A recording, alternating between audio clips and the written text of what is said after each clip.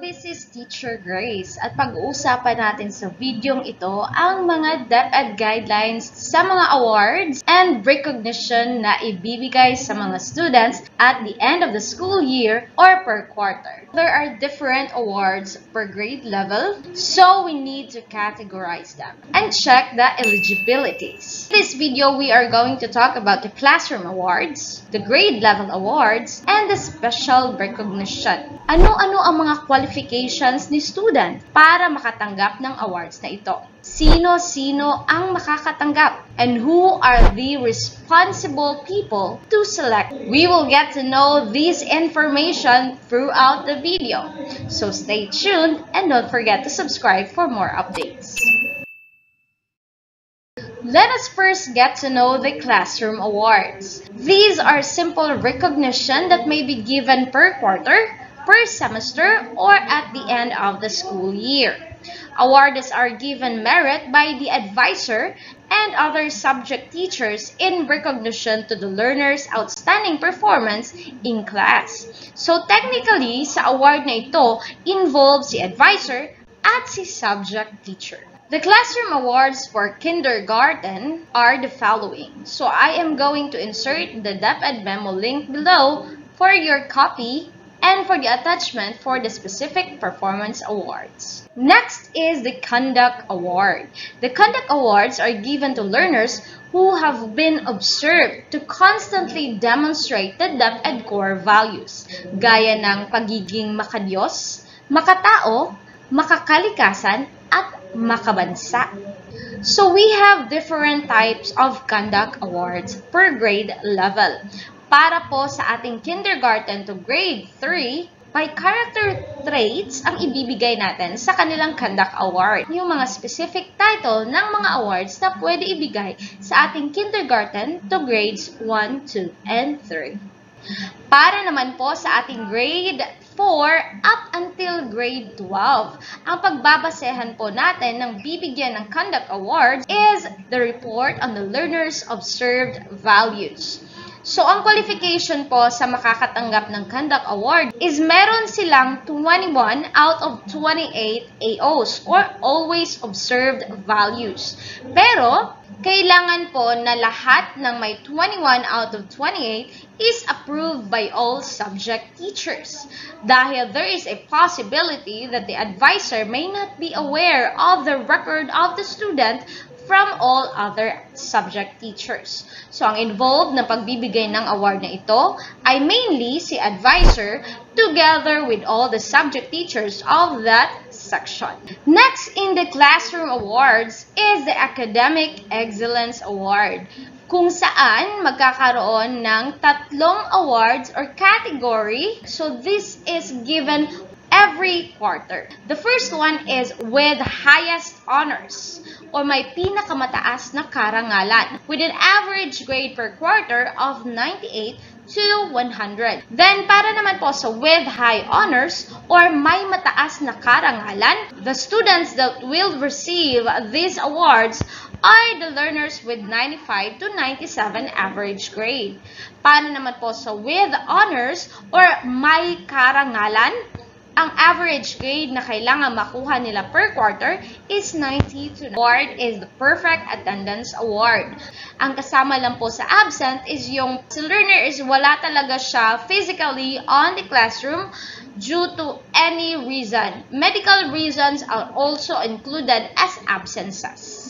The only exception for this award or mabibigyan ng award kahit na wala si student is if the absence is due to the school-related contests and events. So since this is the last for the classroom awards, we are going to proceed to the grade level awards. So, ang mga grade level awards, these are awards that are given to qualified learners for every grade level at the end of the school year. Ang candidates for these awards are deliberated by the awards committee if they have met the given criteria. First is the Academic Excellence Award for the whole school year. Ang Academic Excellence Award is the same with the classroom awards, pero this time it's for the whole school year kung saan we are going to get the average of all the grades of the student. By the way, in passing the list to the awards committee, I have prepared a video on how to arrange the names of the academic achievers upon passing. So do check that out. I am going to add the link above and on the description below. But complete this video first before watching that one to avoid any missing information. So let us proceed with the Leadership Award. So ang Leadership Award ay ibibigay lamang po sa grade levels grade 6, grade 10, and grade 12. Sino nga ba ang bibigyan ng Leadership Award? This should be given to the learner who demonstrated exemplary skills in motivating others and organizing projects that have significantly contributed to the betterment of the school and or the community. This award is given during the completion or graduation ceremony. So to qualify for this award, the learner must have no failing grade, have not committed any offense punishable by suspension or higher sanction, and should be a class officer or active member or officer of any club or organization. So the awards committee have criteria that they are going to follow in order to give the leadership award. The criteria will be attached on the memo on the description below, so do check it out. Another grade level awards is for the award for outstanding performance in specific disciplines. So ang bibigyan po nito is the grade 6, 10, and 12 only. These awards are given to recognize learners who have exhibited exemplary skills and achievements in different disciplines. First, let's talk about the award for outstanding performance in athletics. So this award is given to learners who have shown outstanding skills in athletics, particularly in games and sports, through participation and victories in competitions, as well as the discipline and training and sportsmanlike conduct and character. The academic rating to be considered for this award would be the student's final grade in physical education. Now let's proceed to arts. This award is given to learners who have consistently demonstrated outstanding skills in arts and above average creativity and craftsmanship. The academic rating that will be considered for this award is the final grade in music, arts, or contemporary Philippine arts from the regions or senior high school. Para naman po sa communication arts, this award is to be given to the learners who have demonstrated proficiency in any language. For example, Filipino, English, or kung meron kayong foreign languages. Dapat magaling po siya in written and in oral communication. So the academic rating that will be considered for this award is the student's final grade in Filipino, English, or in foreign language subjects, or any related learning areas sa atin naman pong mga senior high school. For science, this award is given to learners who have high academic standing in science, demonstrated passion for science expressed through an excellent attitude towards the science work.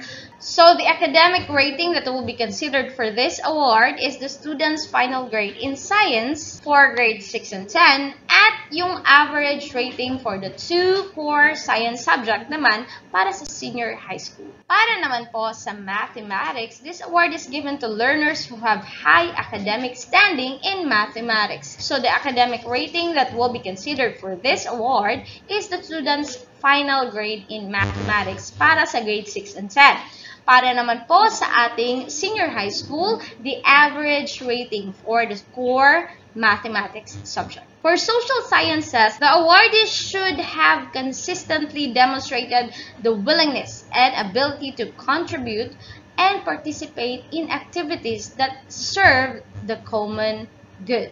They have used their knowledge, skills, and disposition in history, geography, economics, and other areas of social sciences to promote the common good. So, yung mga academic rating that will be considered for this award is the student's final grade in AP, Araling Panlipunan for grade 6 and 10. Para naman po sa senior high school, it should be the average rating for the core social science subject. For For the award on TechVoc, meron po tayong specific na criteria. For this criteria, you can find it on the DepEd memo that I have inserted. So this award, which is award for work immersion, is specifically for the senior high school grade 12. The learner for this award should have exemplified outstanding performance based on the terms of reference or engagement set by the school and evaluation of the direct supervisor and subject teacher. So, yung mga learners lang po na makaka-receive dito is yung may rating on the work immersion subject of at least 90%. So, this rating in the report card consists of the learner's performance or output during the work immersion. Another award, still specific to grade 12 graduating students, is the award for research or innovation.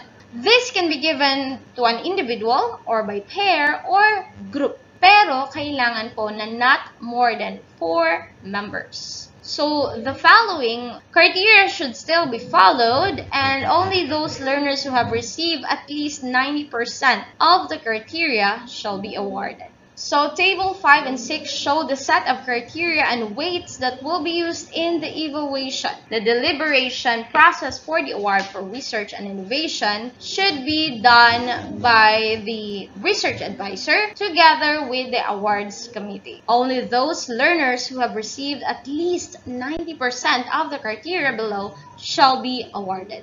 Para naman po sa award for club or organization achievements. So this award is given to a duly recognized club or organization that has created positive impact on the school or community it serves through the implementation of all its planned project and activities, provided strong support to the implementation of the school activities and attainment of the school's objectives. So, yung table 7 po natin dito shows the set of criteria and weights that will be used in the evaluation and deliberation process. So, special recognition, these are given to learners who have represented or won in competition at the district, division, regional, national, or international levels should be recognized. So these awardees have demonstrated their exemplary performance in academics, athletics, and arts, and or represented the school in DepEd recognized activity. So that's it for today. I hope that you were able to get the information that you need. See you in the next video. Happy learning!